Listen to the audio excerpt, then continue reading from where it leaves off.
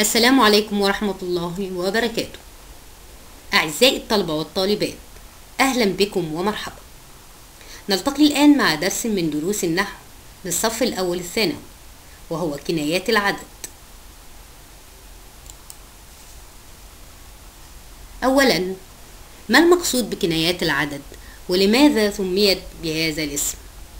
كنايات العدد هي ألفاظ تدل على معنى العدد، ولكنها ليست من ألفاظ العدد، ولذلك سميت بكنايات العدد. من ألفاظ كنايات العدد 5. أولا، كم. 2، كأين. 3، كذا. 4، بضع. 5، نيف.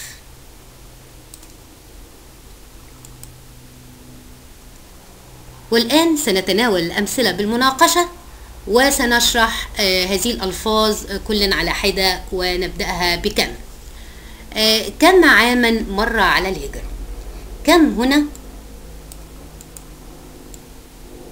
استفهامية يستفهم بها عن عدد، تبنى على السكون دائما، ولكن لها محل إعرابي حسب الموقع. أكيد لها تمييز، والتمييز هنا عاما تمييز مفرد منصوب. واضح من السؤال إنها بتدل على الاستفهام، لأن كمان في علامة استفهام. في المثال الثاني، في كم مكتبة أو مكتبة قرأت، هنا كم أيضا استفهامية، ولكن تمييزها هنا طبعا المختلف إن في حرف جر قبل كم، وهنا تمييزها هيكون مثل المثال السابق مفرد منصوب. ممكن إنها أو يجوز إنها تكون تمييز مفرد مجرور، يبقى إذا كان في حرف جر قبل كم بيكون التمييز مفرد منصوب، ويجوز إنه يكون مفرد مجرور. كم عظماء خلد التاريخ. هنا كم واضح إنها لا تدل على الاستفهام، ولكنها تدل على الكثرة، وهناك علامة تعجب، فهي كم هنا هنقول عليها خبرية بتفيد الإخبار عن كثرة العدد. وتمييزها عظماء بيكون هنا تمييز جمع مجرور بالإضافة، جمع مجرور بالإضافة على أساس إن هي مضافة لكم. وكم هنا في محل طبعا نصب مفعول به ومبنية على السكون. كم من امرأة خير من الرجال.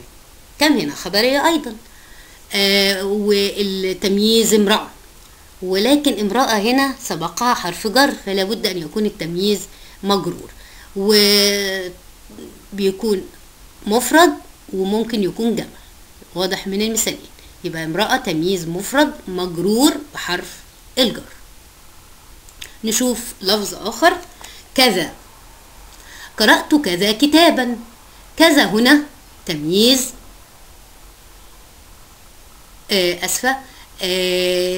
كتابا، هنبدأ بكذا.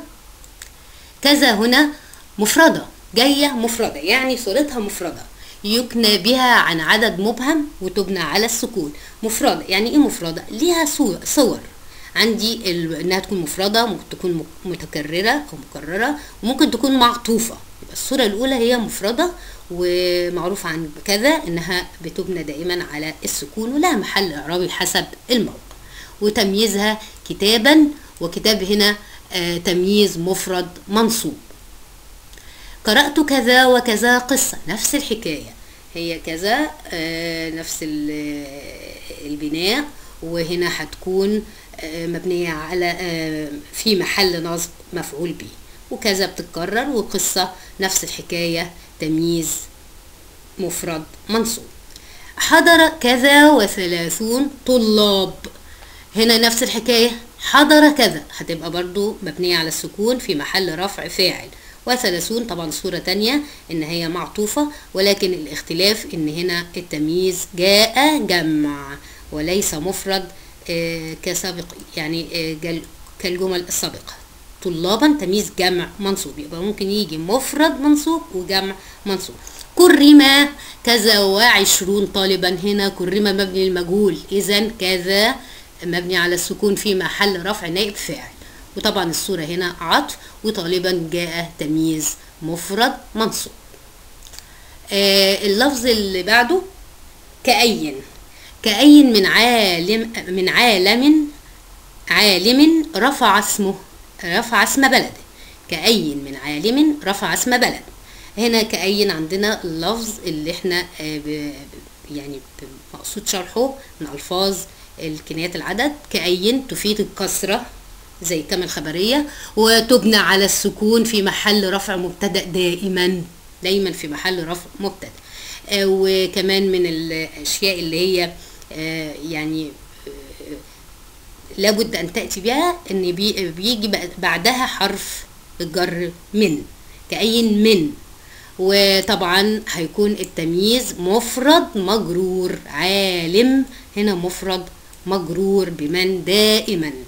وطبعا هنا في محل رفع مبتدأ لابد لها من خبر. الخبر بيجي بعد التمييز طبعا لما يكون متمم الجملة. كأمين من عالم، ماله ايه اللي حصل؟ رفع اسم بلد، فهنا تمم الجملة. إذا الجملة اللي بعده هنا بتكون الخبر. وكأين من قرية، نفس الحكاية. وقرية هي التمييز مفرد مجرور، وأمليت لها هنا هتكون الخبر. كأين من كتاب قرأت، نفس الحكاية ونفس النقط اللي احنا شرحنا. وكتاب هنا هتكون التمييز مفرد مجرور بحرف الجر. اللفظ اللي بعده عندي بضع. بضع ده غريب شوية، فاحنا عاوزين نشوف ايه تعريفه. هي تدل على عدد من 3 ل 9، وتأخذ نفس أحكام هذه الأعداد لو فاكرينها، فتخالف التمييز. طبعا أنا معروفة من 3 ل 9 بتخالف التمييز تذكيرا وتأنيث. إذا كان المؤنث أو المعدود مؤنث، التمييز مؤنث، اللي هي العدد هيكون مذكر. لو كان المعدود مذكر هي هتكون مؤنث. وتمييزها نفس التمييز. طبعا احنا عارفين ان من 3 ل 9 بيكون جمع مجرور، ومن 11 ل 99 بيكون مفرد منصوب، والألفاظ العقود بعد ألفاظ العقود بيكون مفرد مجرور. هذه الأعداد إذا كانت مفردة مركبة معطوفة، طبعا دي صور الأعداد وبتعرب حسب موقعها في الجملة. هنا الحاجة الجديدة إنها معربة وليست مبنية. نشوف المثال. تعلمت الفرنسية في بضع سنين. هنا طبعا حسب موقعها في الجملة هنا مجرورة بحرف الجر، وسنين هنا التمييز. نشوف كده مع بعض. بضع هنا مفرد، يعني صورتها جاية على صورة المفرد. مذكر لأن المعدود مؤنث اللي هو سنين اهو. سنين عندنا هنا تمييزها وهو مفردها سنة فمؤنث، فإذا هنا بضع جت صورة المذكر ومجرور بحرف الجر اللي ايه سبق. وسنين تمييز جمع مجرور. طبعا هي جمع مجرور لأن هنا بضع من 3 ل 9. قابلت 10 صديقا. هنا بضعة، وبضعة هنا بتبقى مركب في صورة التركيب مع 10، ومؤنث لأن المعدود كايه صديق مذكر. مذكر مبني في محل نصب مفعول به. هنا احنا عارفين ان هنا بضع معربة، ولكن بتبنى في حالة واحدة فقط اللي هي لما تكون مركبة مع 10. اصطدت بضعا. طبعا هنا قابلت بضعة هتبقى مبنية، تمام، مبنية على الفتح لأن العدد مركب مع 10 بيبقى مبني على فتح الجزء. اصطدت بضعا و20 سمكة. هنا بضعا ونفس الحكاية، وجاية هنا منصوبة لأن هنا مفعول به معربة هنا. سمكة هنا التمييز، ولما قلنا لما بيكون من 11 ل 99 بيكون التمييز مفرد منصوب. سمكة تمييز مفرد منصوب. اللفظ اللي بعده نيف. ونيف غريب برضو، يعني هنعرفه. هو يدل على الأعداد من 1 ل 9، وهي دائما معطوف، لابد أن يأتي وراءها حرف العطف.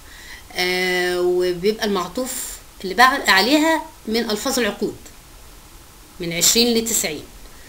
وتلزم حالة واحدة. يعني ايه؟ يعني هي شكلها كده نيف، ما بتجيش مذكرة ولا مؤنثة، هي حالة واحدة ومعربة حسب موقعها في الجملة وليست مبنية. فهنا قرأت نيفا يعني عدد ومن 1 ل29. هنا طبعا منصوبة لأنها مفعول به. وكتابا جاي عندنا ايه؟ طبعا مفرد، يعني مذكر ومفرد منصوب. هنا مذكر، الشكل هي نيف. طب قصة هنخلي التمييز مؤنث، هتيجي نيف برضو نفس الحكاية. وقصة برضو هتكون مفرد منصوب. وبعد هذا الشرح تهب عاصفة الاستنتاج.